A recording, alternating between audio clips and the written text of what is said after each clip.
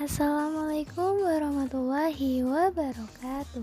Halo teman-teman semua. Bagaimana nih kabarnya hari ini? Masih semangat belajar dong teman-teman semua? Baik teman-teman, hari ini kita akan membahas mengenai pengembangan kurikulum sekolah dasar. Tentunya materi ini merupakan materi yang telah dibahas pada mata kuliah pengembangan kurikulum sekolah dasar. Sebelumnya, perkenalkan, saya Fatika Tusadah dengan NIM 11076190026 dari kelas A 2019 Pendidikan Guru Sekolah Dasar Fakultas Ilmu Pendidikan Universitas Negeri Jakarta. Nah, sebelum kita lanjut pada materi pengembangan kurikulum, tentunya kita harus tahu dulu nih, apa sih itu kurikulum? Ya teman-teman, jadi secara etimologis, kurikulum berasal dari bahasa Yunani, yaitu karir yang artinya pelari dan kurer yang artinya tempat berpacu. Jadi dapat disimpulkan bahwa kurikulum merupakan sebuah pacuan yang harus ditempuh dengan sungguh-sungguh untuk mencapai sebuah tujuan pendidikan.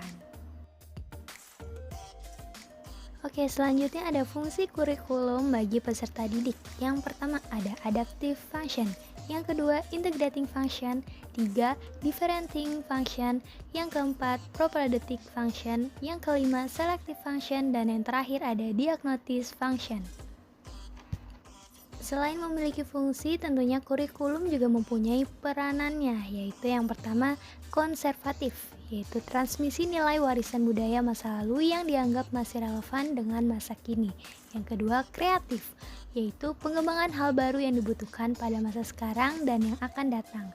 Yang ketiga kritis atau evaluatif, yaitu menilai dan memilih nilai, budaya, pengetahuan yang relevan. Nah, sebelum kita masuk pada pengembangan kurikulum sekolah dasar, tentunya kita harus mengetahui dulu nih, apa sih prinsip dasar dari pembelajaran anak sekolah dasar. Prinsipnya yaitu yang pertama holistik, di mana cara pandang menyeluruh atau secara keseluruhan.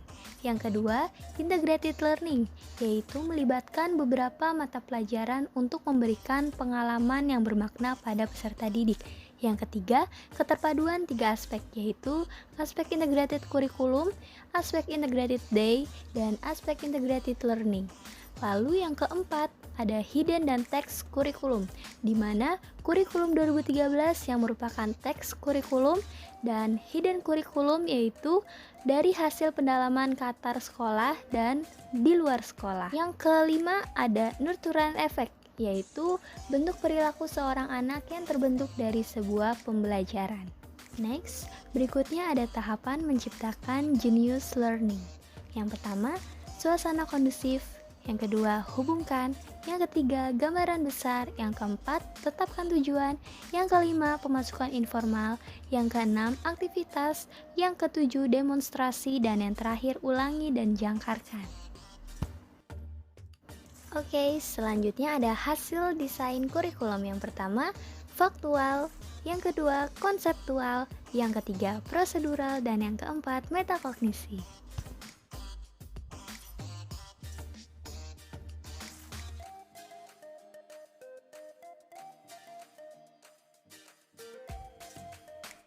Ya, berikutnya ada standar nasional pendidikan.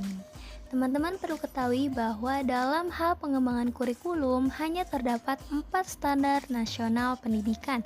Yang pertama, standar kompetensi lulusan, yang kedua standar isi, yang ketiga standar proses, dan yang terakhir standar penilaian pendidikan.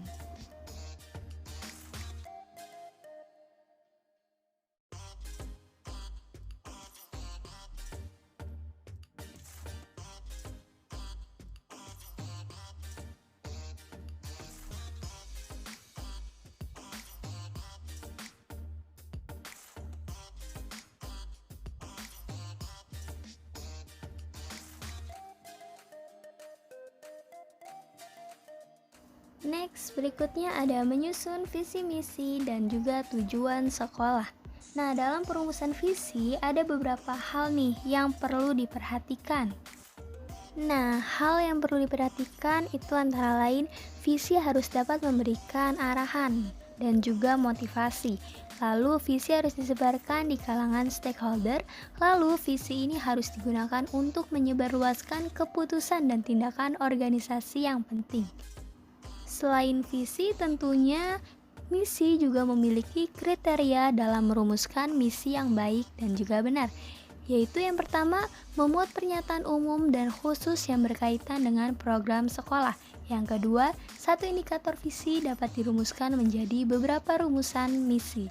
Yang ketiga, rumusan misi sekolah dalam bentuk kalimat yang menunjukkan tindakan. Selain visi dan misi, tentunya sekolah juga harus memiliki sebuah tujuan. Nah, ada kriteria dari menentukan tujuan ini. Yang pertama, harus sesuai dengan visi dan misi. Yang kedua, harus menggunakan kalimat yang jelas, tidak membingungkan, dan tidak multi-interpretasi. Yang ketiga, harus mencerminkan kebutuhan pendidikan masyarakat pengguna madrasah. Yang keempat, harus terarah dan terfokus. Lalu selanjutnya, harus nyata dan dapat diwujudkan. Dan yang terakhir, harus terukur derajat keberhasilannya. Baik, cukup sekian penjelasan mengenai pengembangan kurikulum sekolah dasar. Sampai bertemu lagi pada pembahasan-pembahasan berikutnya. Sampai jumpa.